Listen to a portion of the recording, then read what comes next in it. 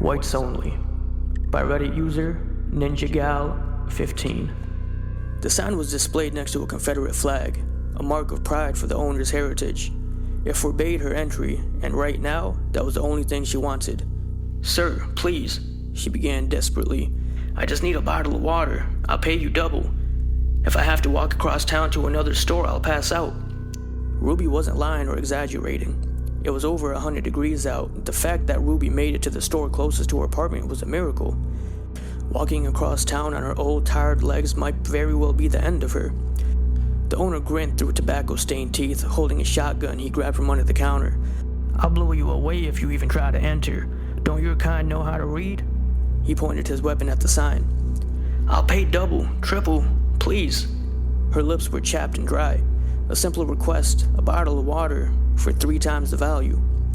For a few seconds she got her hopes up, seeing the owner grab a small water bottle, placing it right beside the entrance. "If you can get it without coming inside, it's all yours," he smirked, spitting a brown blob of dip from his mouth. "But if you step even one toe in here, I will blow you away." She didn't hear the rest of the sentence, but she didn't have to. There was not going to be any appeal to reason, any mercy, any rational dialogue spoken here. She sighed and turned around. A group of 5 white men were heading towards the store. "Ma'am," the tallest one said, looking at Ruby, and tipped his hat. Ruby turned around, mostly just to see the store owner's face. Naturally, he looked revolted, as if he had just watched the world flip upside down. In a way, he had.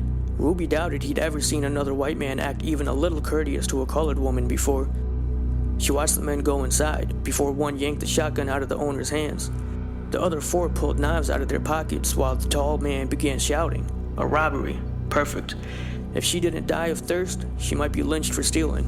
"Help me. Run in here and do something," he begged Ruby desperately. She did. Ruby honestly almost did, despite having no weapons or chance of fighting this group of men, but stopped herself when she read the sign again. "I'm not allowed." The tallest man looked back at Ruby, smiling. Gesturing to the water, he tossed it to her, tipping his hat once again before aiming his firearm at the owner.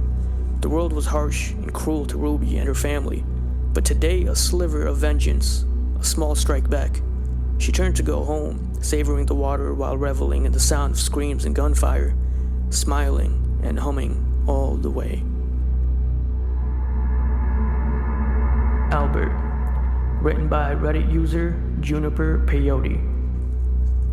I killed a child today. He's dead. He was only 4, and he's still with me now. I haven't been blamed, per se, and I'll never be prosecuted. Strictly speaking, it's not my fault. I had no control over it. That doesn't mean I don't feel remorse, though, but I'll do it again for certain. This isn't the first time it's happened, and it won't be the last. He has no idea of the agony left behind. He's senseless, peaceful. It hurts now, of course, but he'll be forgotten in 90 years' time. A vague folded photograph of a single suffocated life.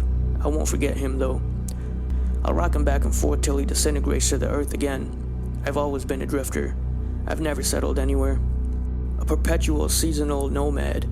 The world that you know is a beautiful place, churning out new colors and slowly decomposing in time and space, but I'll never call a single country home. That's not how it's meant to be for me. But I am well known. I was once the people's emperor, their special friend, the ancestor, a child. But those people are dwindling now. New people, hateful people, treat me like garbage, a hideous, aching wasteland. That's how my soul feels. Sometimes I shudder with it, the sheer carelessness, though I try and swallow it down. You've met me before, many times. I remember you, and amongst the millions of other faces. You probably find me fascinating. Most people do. You know my name. I know yours. I am deeply alone, but never lonely. I give and give and give. Things that aren't always mine to give, but I take too. I've taken Albert today. I claimed him quietly from a rocky cove. He's not the only one, but he is the youngest. I've known him a while too, just like you. Do you understand me? I speak many types of language. I want you to understand me. I need your help, and others like you. I'm choking. Look, quickly, before I change and drift away. I squeeze every coast in my arms at once for a brief moment. My cells fall from the clouds, churn as tissue in the rivers, foams to organ at the sea mouth, and surge in a body 1,000 leagues deep, ferociously between the continents. I've killed before, I'll kill again, and I'll be here for 1,000 years after you. I've always been here. I am the sea. Hold up a shell and listen to me.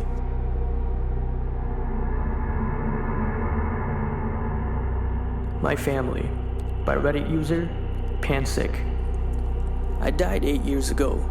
It wasn't practically tragic or unusual, just a car accident. I don't blame the man who hit me. He was speeding because his wife was in labor, and there was black ice on the road. He lost control and I lost my life. That's not his fault. I know that. I'm not cruel. I'm not vengeful. If anything, I'm the opposite. You see, I don't have any family left, and I had just lost my few friends around that time. When it was time for my funeral, the only people who came was my boss and the family who killed me. The wife held her newborn daughter close to her chest.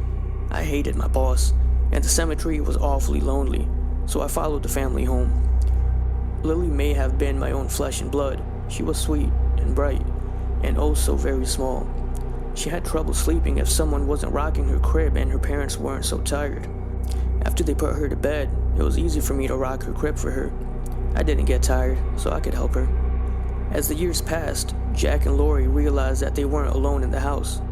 It didn't take long from there to make a connection between my funeral and when I had showed up. And I had never been malevolent, so they weren't afraid or angry.